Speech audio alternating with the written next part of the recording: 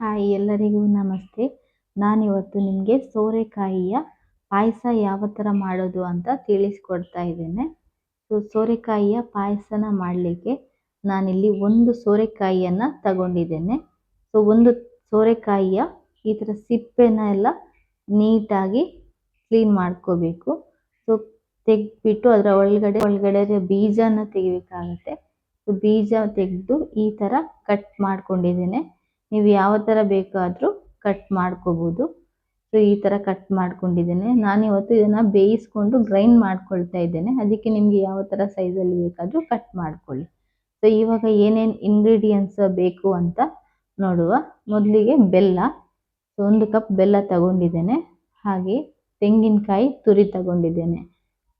ಹಾಗೆ ಒಣ ದ್ರಾಕ್ಷಿಯನ್ನು ಕೂಡ ತಗೊಂಡಿದ್ದೇನೆ. ಗೋಡಂಬಿ,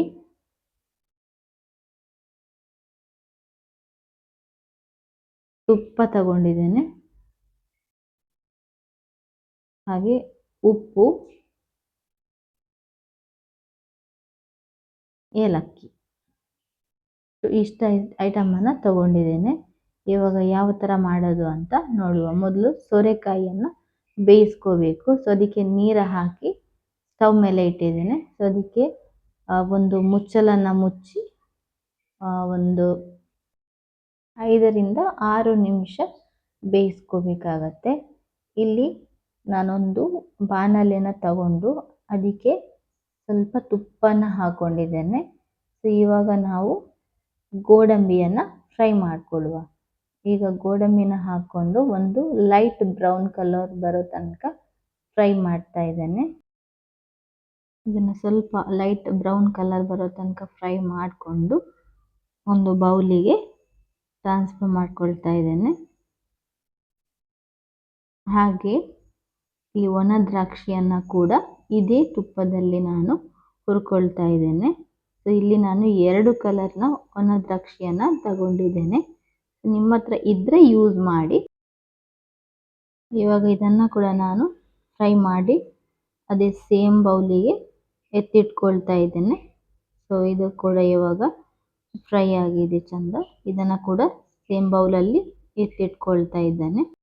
ಇವಾಗ ನಾವು ಗ್ರೈಂಡ್ ಮಾಡ್ಕೊಳ್ಳೋಣ. ಇದಕ್ಕೆ ಒಂದು ಮಿಕ್ಸರ್ ಜಾರ್ ತಗೊಂಡು ಇದಕ್ಕೆ ತೆಂಗಿನಕಾಯಿಯ ತುರಿಯನ್ನು ಹಾಕೊಳ್ತಾ ಇದ್ದೇನೆ. ಇಲ್ಲಿ 1 ಕಪ್ಪಷ್ಟು ತಗೊಂಡಿದ್ದೇನೆ. ಸ್ವಲ್ಪ ಕಡಿಮೆ ಇದೆ 1 ಕಪ್ಪಿಗೆ. ಅಷ್ಟು ತೆಂಗಿನ ತುರಿಯನ್ನು ತಗೊಂಡಿದ್ದೇನೆ. ಇದಕ್ಕೆ ಈಗ ನಾನು ಬೇಯಿಸ್ಕೊಂಡಿರುವಂತಹ ಸೋರೆಕಾಯಿ ಪೀಸಸ್ ಏನಿದೆಯಲ್ಲ ಅದು ಚೆನ್ನಾಗಿ ಮಾಡ್ಕೊಂಡು ಇಟ್ಕೊಂಡಿದ್ದೆ. ಇದನ್ನು ಕೂಡ ಆ್ಯಡ್ ಮಾಡ್ತಾ ಇದ್ದೇನೆ. ಇದಕ್ಕೆ ಇವಾಗ ನಾನು ಏಲಕ್ಕಿನ ಸಿಪ್ಪೆ ತೆಗೆದ್ಬಿಟ್ಟು ಒಂದು 3 ರಿಂದ 4 ಏಲಕ್ಕಿನ ಸಿಪ್ಪೆ ತೆಗೆದ್ಬಿಟ್ಟು ಇದಕ್ಕೆ ಆ್ಯಡ್ ಮಾಡ್ಕೊಳ್ತಾ ಇದ್ದೇನೆ. ಆ್ಯಡ್ ಮಾಡಿಕೊಂಡು ಇದನ್ನು ಚೆನ್ನಾಗಿ ನೈಸ್ ರುಬ್ಕೋಬೇಕಾಗತ್ತೆ. ಇದೇ ಥರ ನೀವು ಕೂಡ ರುಬ್ಕೊಳ್ಳಿ. ಈಗ ರುಬ್ಕೊಳ್ತಾ ಇದ್ದೇನೆ. ಈ ಥರ ರುಬ್ಕೊಂಡಿದ್ದೇನೆ. ಇದನ್ನು ನೀವು ಯಾವ ಪಾತ್ರೆಯಲ್ಲಿ ಇವಾಗ ಪಾಯಸ ಮಾಡ್ತಿರಲ್ಲ ಅದಕ್ಕೆ ಟ್ರಾನ್ಸ್ಫರ್ ಮಾಡ್ಕೊಂಡಿದ್ದೇನೆ. ಇದಕ್ಕೆ ನಿಮಗೆ ಎಷ್ಟು ನೀರು ಬೇಕು ಅಷ್ಟು ನೀರನ್ನು ಕೂಡ ನೀವು ಆ್ಯಡ್ ಮಾಡ್ಕೋಬೋದು. ಇವಾಗ ನಾನು ಇದಕ್ಕೆ ಮಿಕ್ಸರ್ಗೆ ಸ್ವಲ್ಪ ನೀರನ್ನು ಹಾಕ್ಕೊಂಡು ಕೂಡ ಆ್ಯಡ್ ಮಾಡ್ತಾ ಇದ್ದೇನೆ. ಇದನ್ನು ಕುದಿಸ್ಕೋಬೇಕಾಗತ್ತೆ ಇವಾಗ. ನಾನು ಸ್ಟವ್ ಮೇಲೆ ಪಾತ್ರೆನ ಇಡ್ತಾ ಇದ್ದೇನೆ. ಇದಕ್ಕೆ ಆಲ್ರೆಡಿ ನಾನು ತೆಂಗಿನಕಾಯಿ ತುರಿ ಮತ್ತು ಸೋರೆಕಾಯಿ ಹಾಗೆ ಏಲಕ್ಕಿ ಹಾಕಿ ರುಬ್ಕೊಂಡಿರುವಂತಹ ಪದಾರ್ಥನ ಹಾಕ್ಕೊಂಡು ಒಂದ್ಸರಿ ಮಿಕ್ಸ್ ಮಾಡ್ಕೊಳ್ತಾ ಇದ್ದೇನೆ. ಮಿಕ್ಸ್ ಮಾಡಿಬಿಟ್ಟು ಇದನ್ನು ಒಲೆ ಮೇಲೆ ಇಟ್ಟಿದ್ದೇನೆ. ಇವಾಗ ಇದನ್ನು ಚೆನ್ನಾಗಿ ಮಿಕ್ಸ್ ಮಾಡಿಕೊಂಡು ಕುದಿಸ್ಕೋಬೇಕಾಗತ್ತೆ. ಇದಕ್ಕೇನೆ ನಾವು ಇವಾಗ ಬೆಲ್ಲ ಏನು ತಗೊಂಡಿದ್ದೇವಲ್ಲ ಅದನ್ನು ಆ್ಯಡ್ ಮಾಡ್ಕೋಬೇಕು. ಇಲ್ಲಿ ನಾನು ಪೌಡರ್ ಬೆಲ್ಲ ತಗೊಂಡಿರೋದ್ರಿಂದ ಪುಡಿ ಬೆಲ್ಲ ಇದನ್ನು ಡೈರೆಕ್ಟಾಗಿ ಹಾಕ್ತಾ ಇದ್ದೇನೆ. ಪುಡಿ ಬೆಲ್ಲ ಹಾಕ್ಕೊಂಡು ಮಿಕ್ಸ್ ಮಾಡ್ತಾ ಇದ್ದೇನೆ. ಈ ಥರ ನೀಟಾಗಿ ಮಿಕ್ಸ್ ಮಾಡ್ಕೊಳ್ಳಿ. ನಿಮಗೆ ಎಷ್ಟು ಸ್ವೀಟ್ ಬೇಕು ಅಷ್ಟು ಬೆಲ್ಲನ ಹಾಕೋಬೋದು. ಇದಕ್ಕೆ ಸ್ವಲ್ಪ ಉಪ್ಪು ಕೂಡ ನಾನು ರುಚಿಗೆ ಹಾಕ್ಕೊಳ್ತಾ ಇದ್ದೇನೆ. ಇವಾಗ ಮಿಕ್ಸ್ ಮಾಡ್ಕೊಳ್ಳಿ.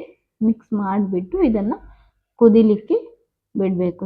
ನೀವು ಸೌಟ್ ಆಡಿಸ್ತಾ ಇರ್ಬೋದು, ಯಾಕಂದರೆ ತಲೆ ಹಿಡಿಯುತ್ತೆ. ಇಲ್ಲಿ ನೀವು ರುಬ್ಬುವಾಗ ಅಕ್ಕಿನ ಕೂಡ ಆ್ಯಡ್ ಮಾಡ್ಕೋಬೋದು. ಅಂದರೆ ವೈಟ್ ರೈಸನ್ನು ಸ್ವಲ್ಪ ನೆನೆ ಹಾಕಿ ತೊಳ್ಕೊಂಡು ಇದನ್ನು ಕೂಡ ಇದಕ್ಕೆ ಆ್ಯಡ್ ಮಾಡ್ಕೋಬೋದು. ಸೊ ಆವಾಗ ಸ್ವಲ್ಪ ನಿಮಗೆ ಪಾಯಸ ಏನಿರುತ್ತಲ್ಲ ಅದು ದಪ್ಪ ಬರುತ್ತೆ. ಆದರೆ ನಾನು ಇವತ್ತು ಇದನ್ನ ಆ್ಯಡ್ ಮಾಡ್ತಾ ಇಲ್ಲ. ನಿಮಗೆ ಬೇಕಂದರೆ ಅಕ್ಕಿ ಸಹ ಹಾಕ್ಕೋಬೋದು, ಸ್ವಲ್ಪ ದಪ್ಪಗೆ ಬರುತ್ತೆ ಪಾಯಸ. ಸೊ ಈ ಥರ ನಾನು ಚೆನ್ನಾಗಿ ಮಿಕ್ಸ್ ಮಾಡ್ಕೊಳ್ತಾ ಇದ್ದೇನೆ. ಮಿಕ್ಸ್ ಮಾಡಿ ಆದಮೇಲೆ ಇದನ್ನು ಕುದಿ ಬರಲಿಕ್ಕೆ ಬಿಡಬೇಕು. 2ರಿಂದ 3 ನಿಮಿಷದಲ್ಲಿ ಚೆನ್ನಾಗಿ ಕುದಿ ಬರುತ್ತೆ. ಸೊ ಚೆಂದ ಕುದಿ ಬಂದ ಮೇಲೆ ಇದನ್ನ ಒಂದ್ಸರಿ ಮಿಕ್ಸ್ ಮಾಡ್ಕೊಳ್ಳಿ. ಸೊ ನೀಟಾಗಿ ಮಿಕ್ಸ್ ಮಾಡಿಕೊಂಡು ನಾವು ಮೊದಲೇ ಫ್ರೈ ಮಾಡಿ ಇಟ್ಕೊಂಡಿರುವಂತಹ ಗೋಡಂಬಿ ಮತ್ತು ಒಣ ದ್ರಾಕ್ಷಿ ಏನಿದೆ ಅದನ್ನು ಇದಕ್ಕೆ ಇವಾಗ ಹಾಕ್ಕೊಂಡು ಮಿಕ್ಸ್ ಮಾಡ್ಕೋಬೇಕು. ಒಂದ್ಸರಿ ಮಿಕ್ಸ್ ಆದಮೇಲೆ ಇದು ಸೋರೆಕಾಯಿಯ ಪಾಯಸ ಏನಿರುತ್ತಲ್ಲ ಅದು ನಿಮಗೆ ಸವಿಯೋದಕ್ಕೆ ಸಿದ್ಧ ಆಗಿರುತ್ತೆ. ಇವಾಗ ಇದನ್ನು ಸರ್ವ್ ಮಾಡ್ಬೋದು. ನಾನೊಂದು ಬೌಲಲ್ಲಿ ಹಾಕ್ಕೊಂಡ್ಬಿಟ್ಟು ಸರ್ವ್ ಮಾಡ್ತಾ ಇದ್ದೇನೆ. ಹಾಗೆಯೇ ವಿಡಿಯೋ ಇಷ್ಟ ಆದರೆ ಲೈಕ್ ಮಾಡಿ, ನನ್ನ ಚಾನೆಲ್ನ ಸಬ್ಸ್ಕ್ರೈಬ್ ಮಾಡೋದನ್ನು ಮರಿಬೇಡಿ. ಜೊತೆಗೆ ನಿಮಗೆ ಇಷ್ಟ ಆಗುವಂತಹ ಒಳ್ಳೆಯ ವಿಡಿಯೋದೊಂದಿಗೆ ಮತ್ತೆ ಬರ್ತೇನೆ. Thank you.